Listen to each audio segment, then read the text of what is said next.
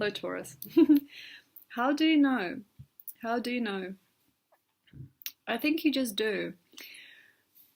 I fear you a little bit because it feels to me that the nose really knows and the eyes really see. I fear, because this is a black moon now, that there is something really scary that is developing here because I have not quite understood this part of life before. I feel that you've evolved and you've concerned yourself with things in a really pure and very sensual way. I feel that through your sensuality and your love for life, or your love for the details of life, you've come and prepared and almost bulked up with perhaps trauma as well and drama.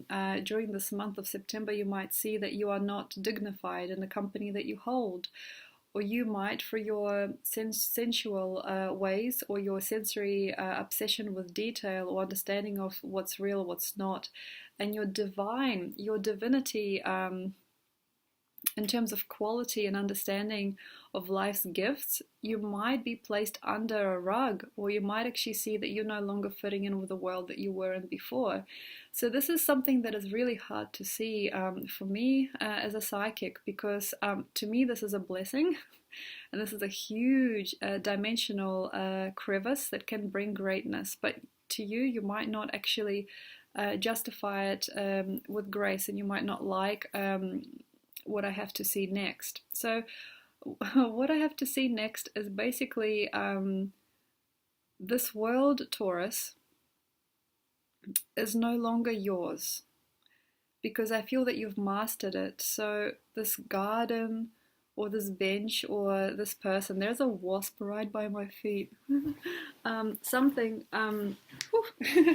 that you have perhaps designed for yourself is no longer yours, and there might be an understanding. You might be even sitting next to somebody, looking at their face, and you've reached recent mastery over them or over you in this context, and you're looking, and it might be this really weird passivity that takes over as you kind of like cuddle somebody, or you are placing yourself at the desk at that job that you recently gotten, perhaps, or that you recently gotten a really good review for. And things don't look the same. It's like everything's here and everything is there where it needs to be, and the other person is responding to you and finally touching you with respect. Or you might have a look at these people and see that they've got a lot of brightness and joy in their eyes when they look at you, but there is something gone. And there's something I fear because this is a black moon, I'm doing this on a black moon, isn't yours. I feel what's gone is the need. And it is really interesting because your place in this world, Taurus, and people with a lot of second house activity too, is to twist and turn because you want something sometimes. It's you want to see quality, or you want to see happiness, and you want to see a pure version of something, and you are sort of like a master of the pure. You know, you're master of that which is real and which is tangible and which is alive and enlightening through its purity. And here we have something happening of a little death, because perhaps you are understanding that those things that you no longer wish for, even though they are here and they're comforting, that not wish, that non-presence, that non-want is that which is worthless making of all things. So because you don't have that inner void for something, or you don't have maybe that deep depression, if you don't have something, there is no addiction where it was before, and there is no power play with things on the same level, or there is no longer that need, that deep sort of grotesque wish. Because of this, things cannot taste the same, or things cannot quite look the same. And even though they're good, and perhaps you've reached a really nice perfection here, even to the point where your body is transformed over the last while, or your hair is looking silky, you finally got the job, the partnership is going well, your nails grow faster than usual, your eyelashes have grown, you have amazing skin, you're changing your view, you're changing your body, you're becoming more dominant over your senses, you're receiving what you want. But the wish and that terrible need, or that sexy feeling from not wanting but getting, or not wanting but kind of wishing, this kind of friction and that pull and push of life is gone. Or at least it is starting to become something else. And where before, for example, in your relationships, you felt a thrust and a need and a deep fueled energy. It's almost like something just pushed you into this person, and there used to be maybe so much want and so much hate and grief, and at the same time love and obsession, and this was really hard or really sore. And over the last weeks you might have found a common ground, and here you are just touching them on the hand or passively stroking their back, and this is great. It's almost like the beast has kneeled. The beast that was untamable before inside of yourself or this person is finally kneeling, and you are feeling perhaps a masterful energy over what you've done or what you're becoming, or how good it was to want and how great it is just to have. But this feeling doesn't last. So this masterful feeling of everything's kind of being bland because you sort of got what you wanted doesn't last. And it does and it doesn't. So what I'm saying is you've got a new cycle beginning here. You might have a new wish or a new attainment coming soon. It's not quite there yet, but it's kind of in the works. But by sort of being really distraught about not feeling, or by being unsatisfied because you're no longer needing, you may not see it now, but you can break up things and they will never be the same. So for instance, you have recently dominated somebody and they were very hard to deal with, but now they're like a big cat and they just sprawled on you and they just love you and they just look you in the eyes. There's like a kneeling of something in front of you, and you may not like that feeling, and you might even put it away or offer it to someone else, or maybe even commit to something else entirely, or devise a new scheme. But if you're going to do this too fast and too abruptly, if your boredom of things is too strong, or if your disrespect of somebody who kneels in front of you is too arrogant, it may not come back. So for future reference, it feels to me that when you're looking at August/September 2017, say in 2018, 2019, you might actually find the truth here.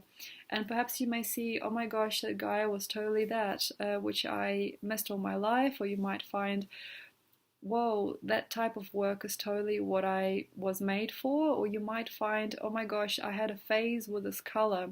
I used to only wear these types of colors during this time, and then I stopped, but for some reason that's exactly where I was.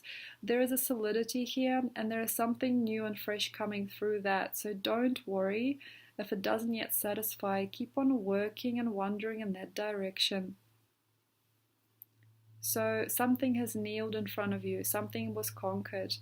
And to put it away and say, well, it's conquered and it doesn't matter, or it wasn't all I thought it would be, it's not all it's cracked up to be, is unwise. So pulling things out is not good. Having a look and seeing, well, for example, I just got my hair all nice and long and healthy with the same miracle treatment that I've done, and I finally found my shampoo, and I'm finally growing hair again, or like it's all good. Oh, why don't I just dye it and cut it now? Things like that. So I love this guy. It was really hard, and he finally, for example, left his past behind. He's forgotten and forgiven everything, and he's moved on from his past relationship, and he's moved in with me. But what a bore. So when you're here and you receive something for your service, or you received a piece of yourself through like some kind of attainment, emotional, physical, or otherwise, you might want to burn it down, or you might look at it now and see, that was easy. Like I fought 3 years for example, in the court, or I fought for 3 or 4 years to get this done, and like say now that the deck is painted and the house is built, or now with this person in my life, I feel kind of bland.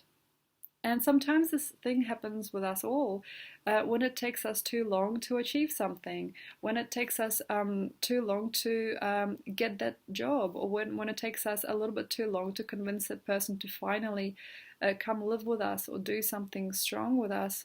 We might look at it and go, maybe it's not worth it. And that's really, really difficult to find later, because it feels to me that sometimes when you're on this vibrational level, Taurus, you might not actually understand what's looking back at you. So you could have loved the chase with this guy, for example, but more importantly, like, I feel it's more about the tangible and the physical. Like, you would have loved this house, you would have loved this house. And when it's looking at you and it's right there and it's wanting you, or when this type of person is finally there and this lifetime or this experience is tangible and beautiful, you may not look at it with value anymore. You might find it within you to ask, well, what else is good, And you might even get even negative or destructive about it, distraught about it, like, he finally wants me in his life because his ex is gone. Or like, he still thinks about her. I know he does. And it's like, no, he doesn't. He's figured it out, and this person is yours, or this next story is yours, or this thing that took you a long time to manifest is finally fruiting. And there might be a few people also that tell you otherwise. It's not fruiting, or like, he's not gonna be back, or that's not gonna work. So something is working in your favor, something is walking towards you now, and it's easy and it's malleable and it's pliable. But if you don't want this, it isn't easy to know who you are. So after working so hard on something, you should really celebrate, pat yourself on the back and accept it already. Because sometimes without accepting things, we can't move on to the next dimensional level. So although you may not keep perhaps parts of this experience, you may not keep this person, or you may not keep this house, it's really your choice. And the control there is no needed, because you can just call the shot. But don't make it hasty yet. It feels that perhaps you might like a part of what you have, but not all of what you wanted. So maybe perhaps you really wanted this house, you were building it, but once you're living in it, you actually understand, I got too many rooms. I've got too many things that I wanted that now I can cull back, or I don't want. Maybe I'll rent it out. Maybe, I don't know. Don't make a fast choice. So don't say no to things that are already here and that have been waiting to fruit a while. And it also may be really good not to joke around with life, not to joke around, because we have an interesting poise here in you. We've got some kind of power and an unspoken, almost like a royal energy. And for instance, if you've got someone in your life who's wanting you to come back, or who's finally realized something, or who's knowing you more, who's walking towards you, or who's finally packing up their bags, or who is giving you a promotion. And if you've got something happening almost like an autopilot, then it might even feel a cult, like it might feel like there is a zombie behind this person, or something is just too good to be true. Give it a whirl, accept it. So you've been waiting for person to pay you a debt for a long time. You've been wondering whether they should or shouldn't come back. You've been having a look around. You've been not sure. When things come back, don't joke around with them. So it's not such a good idea to discount the value of all things, because yes, you got it. Yes, you're powerful and you're dream weaving for us here. But the sooner I feel you are normal and casual about it, and you just allow things to come in if they do, and if you just allow things to be calm and grow if they must, if you're just allowing it to be natural without subduing or pushing it, and without especially laughing at it and ridiculing it, that might be best. So see if you can remain cool, calm and collected this month as you do. See if you can involve yourself in more schemes that allow things to grow. If you could be maybe talking to somebody who's learning, or seeing something that you like that's being built, have a look if you can end up or show up at places which require your attention or your discerning eye. Maybe have a look at if you could have somebody over that allows you to grow too. So growth and prosperity and happy manifestations is best, and you don't even have to do a lot. Sometimes, Taurus, you can just sit and vibrate, and that's enough for things to get moving. Thank you very much, and I hope you've had a wonderful time chatting with me. If you'd like to know more about this month, or if you'd like to know more about me or book a reading, all the details are below. And subscribe. Thanks, Taurus.